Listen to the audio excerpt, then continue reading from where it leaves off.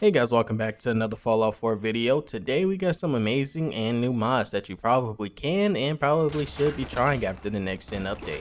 I do want to give a disclaimer though, I won't 100% guarantee that these will work with the next gen update, but considering they don't rely on script extender, or even the unofficial patch, or really anything, there's really no reason these mods shouldn't work. So before we get into it, make sure you hit that like button down below and let's dive right in because these mods do range from big mods to small underrated ones that don't really get looked at. So I really hope you guys end up enjoying this. The first mod we got up today is a new weapons mod called the Select Blaster. A fairly new weapon I wanted to showcase before, but with all the TV show and update drama, I kinda got sidetracked. But this mod fortunately has no requirements, so it should work perfectly on all versions of Fallout 4, even the ones without the DLC. To find this weapon, all you have to do is go to Vault 114 and it's in the Overseer's office, which is pretty simple to find, provided you can actually find Vault 114 without cheating. If you don't actually feel like running over to Vault 114 so early into your gameplay, then you can just level up to level 15, where it will be injected into the level list and also sometimes appears legendary. This weapon has its own first and third person animations as well, and also it works for power armor with its own custom animations. So it doesn't look like a complete pea shooter, but it's definitely still going to look small compared to the power armor considering it's a regular sized pistol. This weapon is also pretty customizable, coming with different looks for the grip and the barrel for you to choose from. It's not a super huge mod though, so you probably shouldn't expect 300 attachments that you would never even use. The next mod up is just a shout out because mods like this usually go underrated, but this mod is called Classic Nuka Machine. I know I said I would be showing mods that you probably should be using. Honestly, I had to pretty much get this mod as soon as I saw it. But like I said, this is just a quick shout out to that mod because mods like that go underrated, and it's unfair because it does look great.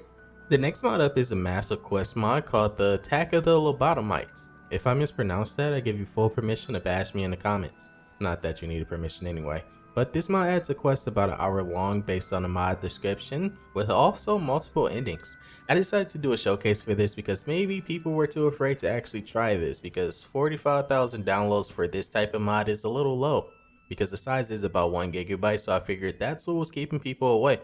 This mod does add new fully voiced NPCs with actual real humans. I think maybe AI is just that good now. But you can also interact with these NPCs. They also come with side quests so you can actually recruit them so that you can take them back with you onto any quest that you want. But on top of all of that, besides just a quest, this mod also gives you new armors and weapons that you can pretty much keep once you complete everything. Pretty much like trophies once you go back out into the Commonwealth, and it will be pretty strong against everything there. But I'm not going to give any spoilers for this mod because this is definitely a must try quest mod. Especially for those people who have pretty much done everything in Fallout 4 and are on their 999 playthrough. So why not just add a bit more fun, just to try it out at least. But I do want to give just one quick word of advice. So come pretty strong because this isn't going to be easy at all because this mod does have a few bosses that you might find impossible to beat if you come at level 1. But I feel like that's probably common sense. The next is another weapon mod called the 20mm anti-power armor rifle.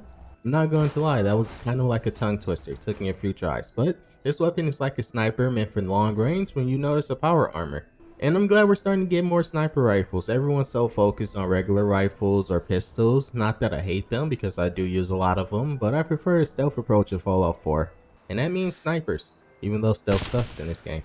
This weapon comes with over 40 new attachments along with having its own custom model and textures, so it won't be affected by whatever weapon mod you're using.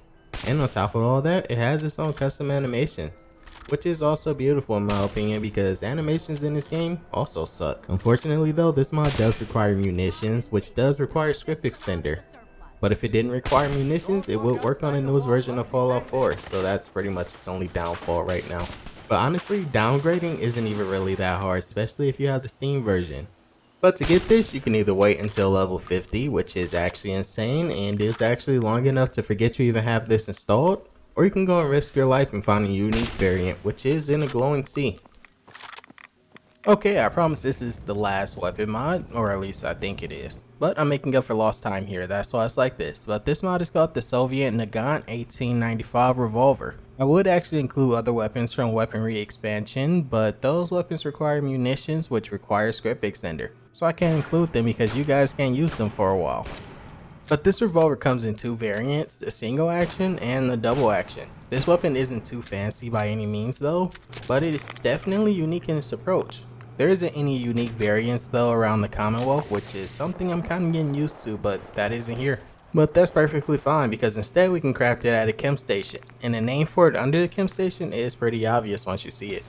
The animations for the single action use vanilla animations or whatever replacer you're currently using, but the double action revolver uses custom animations from the Fallout New Vegas mod, which is also on Nexus, and is also fairly new, but definitely before my time. Well, at least before I started doing showcases. Honestly, there has been a lot more mods lately for Fallout 4, but mainly lustful mods, like for magazines and such. I assume they are AI generated, but I can't showcase those because this is YouTube. So we're going to show the other mods, which is a newer outfit mod that kind of got skipped over because of the awkward time that it released. But this mod is called the Wanderer Vault Suit, by the same mod author who made the Pip-Boy glove that blew up on Nexus. And if I'm being honest, this is a little biased on my part because I really love outfits that center around the vault suit, because with these on, you still get quotes about having vault suits on in the Commonwealth, which most people don't get or miss entirely because they pretty much take it off instantly as soon as they leave the vault. And I don't blame you for that, but now that you have a mod to keep it on, why not do it? And this is a pretty simple outfit. You can craft it at a chem station with no requirements, perk-wise, no requirements perk-wise. You do still need the crafting materials. So if you grab enough stuff from Vault 111, which pretty much everyone does because we are kleptomaniacs, by the time you leave the vault, you'll definitely have enough materials just to craft it. So the suit will pretty much be waiting for you the moment that you head to Red Rocket to pick up dog meat. Or the people that actually skip them for some reason. The next mod is not a weapon mod surprisingly, but it is a simple mod called Ballistic Weave Book. This mod pretty much allows you to obtain the crafting recipes for the Ballistic Weave. It doesn't change anything with them, so you'll still need the materials, but at least you don't have to complete the Railroad storyline. Because at this point of modding Fallout 4 in 2024, most people like to avoid main stories or big side quests, such as the one required to even get this Ballistic Weave. It's a pretty simple mod though that I thought I'd mention for the people wanting to try it out. And it's super simple to find early in your playthrough. There is actually another mod though that does something similar to this, and it actually adds new effects to the Ballistic Weave like radiation damage resistance, but I mean that's pretty overpowered for most people, so I won't mention it here, but there is mods out there for you. This next mod though is definitely one you're going to want to have for your future playthroughs. This mod is called Rebuild Covenant. This is a continuation of the Rebuild series, so it does require the rebuild resources. But the great part is that this mod only requires that. And by that I just mean that it should be available for consoles soon. Considering it just came out, it's not going to be there yet, but the other mods for the Rebuild series should be, provided the mod author gave permission. But this mod allows you to repair the houses in the Covenant so that they actually look lived in, such as repairing holes in the walls and also repairing broken glasses on the houses, because otherwise it's pretty uninhabitable. Well, I guess it's better than other homes in the Commonwealth. I did review a previous location for the Rebuild series. Well, technically it was the all-in-one for the second part. There is the first part also, so there are quite a few locations that are covered. And it's something I recommend actually. It's a great mod for those that want to really make things easier on them, especially for those who use scrap everything. Because if you make one small mistake, you can scrap the entire building and have to reload a save before you even started building. And that's pretty much hours of your time wasted. We've all been there. This mod pretty much just does all the cleaning for you, so you can just focus on building. The difference though from this one and the previous all-in-one is that this one actually requires materials to repair the houses. Before it was free for everything. But I mean that's not a bad thing, it just adds to immersion. The hardest part about this mod though is actually getting allowed into the Covenant. I always end up failing somehow. And while we're on the topic of rebuilding settlements, why not rebuild Bunker Hill? This mod, just like the previous one, allows you to rebuild the settlement for the people living there. All you have to do is get the workshop for you and walk up to certain parts of the building and just click repair. It doesn't just allow you to fix things though, it also lets you scrap previously the items that you couldn't, just to get things cleaner for you. So now the settlement will actually look like it was finished, instead of always looking like construction is being done every time you visit. But the changes won't be too drastic, but you'll definitely notice them. But hey, I'll pretty much take anything so I don't have to build or help my settlements anymore.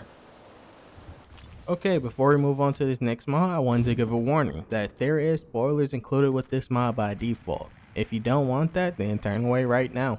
And if you're still here, let's move on.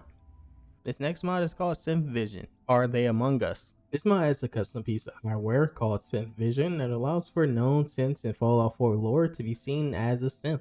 They will glow blue once they are in your view, and you don't have to necessarily be close, they just have to load. So this could be settlers or just known NPCs in your game. And that's why I said it includes spoilers, because some people don't know who are synths, but now they will with this mod if they continue through this video. This mod can be added at any time in your playthrough and also removed at any time. But I was using a mod called Synth Settler Detector, which was like a activator from the Pip-Boy, which works just like this, but instead just for settlers. But this one seems more simple, so I'll probably stick with this one instead. But that was pretty much it for today, guys. Let me know what you thought about today's video, and also what underrated mods I should give some attention to next, because every mod out there at least deserves one chance to shine. So make sure you hit that like button down below, and I hope you have a great rest of your day. Peace and love, guys.